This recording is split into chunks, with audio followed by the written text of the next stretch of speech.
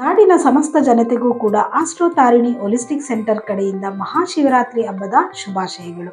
ಈ ಮಹಾಶಿವರಾತ್ರಿ ಒಂದು ಹಬ್ಬವಾಗಿರುವುದಿಲ್ಲ, ಇದೊಂದು ಆತ್ಮ ಜಾಗೃತಿಯ ಪವಿತ್ರವಾದ ರಾತ್ರಿಯಾಗಿರುತ್ತದೆ.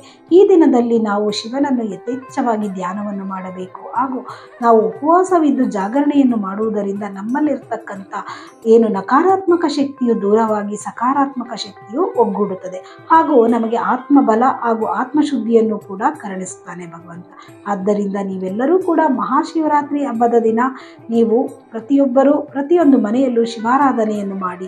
ಹಾಗೆ ನಾನು ಇಂದಿನ ವಿಡಿಯೋಗಳಲ್ಲಿ ಯಾವ ದಿನಾಂಕದಲ್ಲಿ ಹುಟ್ಟಿದ್ದೀರೋ ನಿಮ್ಮೆಲ್ಲರಿಗೂ ಕೂಡ ಯಾವ ಭಗವಂತನನ್ನು ಅಂದರೆ ಶಿವನ ನಾಮಗಳಿಂದ ನೀವು ಜಪವನ್ನು ಮಾಡೋದ್ರಿಂದ ನಿಮಗೆ ಶ್ರೇಯಸ್ಸು ಸಿಗುತ್ತೆ ಅಂತ ತಿಳಿಸ್ಕೊಟ್ಟಿದ್ದೆ. ಆ ವಿಡಿಯೋಗಳನ್ನ ನೋಡಿ ಆ ಹೆಸರಿನಿಂದ ನೀವೆಲ್ಲರೂ ಕೂಡ ಮಹಾಶಿವರಾತ್ರಿಯ ದಿನ ಜಪವನ್ನು ಮಾಡೋದ್ರಿಂದ ಖಂಡಿತವಾಗಿಯೂ ನಿಮಗೆ ಅಷ್ಟ ಐಶ್ವರ್ಯಗಳು ಲಭಿಸುತ್ತದೆ. ಶಿವನ ಕೃಪೆಗೆ ನೀವೆಲ್ಲರೂ ಪಾತ್ರರಾಗ್ತೀರಾ.